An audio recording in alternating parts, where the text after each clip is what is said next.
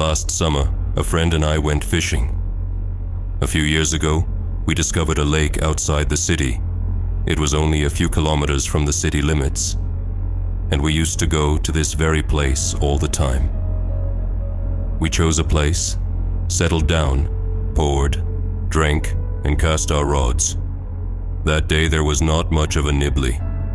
There was not a cloud in the sky, and the sun was hot as it should be. We were not alone on this reservoir. Fishermen often come here to catch crucian carp. Many times fishing enthusiasts stayed overnight on the lake, but personally, I don't understand how one can fish at night.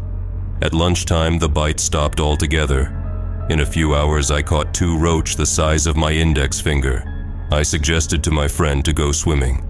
We cast our rods, stripped down to our underwear, and went to the sandy shore. We ran into the water and started swimming. The water was warm. The only disadvantage was that it was murky. From the whole company of fishermen at the shore, only we bathed and did not understand other fishermen. How can you refuse from water procedures in such a hot day? Then I went ashore and sat down on the sand, and my comrade continued to swim. He is a candidate master of sports in boxing, and he has a lot of dope. Suddenly I heard a roar. It was my friend screaming. He rushed panic-stricken and swam to the shore. When he stepped on the bottom and walked limping in the water, I ran up and put him on my shoulder. He was practically crying and explaining in Mother Russian that something had bitten his foot.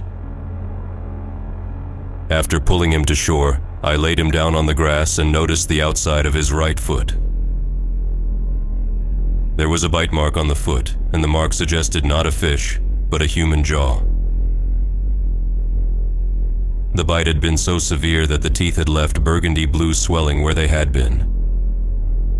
Several fishermen came running to the shout. When they saw my friend's leg, they were stunned for a while. Only after a while did they start to come up with theories. One elderly fisherman suggested that it was one of the drowned men who had bitten him, as if we had disturbed his peace. He said that he comes to this lake regularly, and there are several drowned people in his memory. They say that young people drink a lot in the heat, get into the water, dive in. The vessels in the head burst from the temperature difference, and the dead man is dragged to the shore.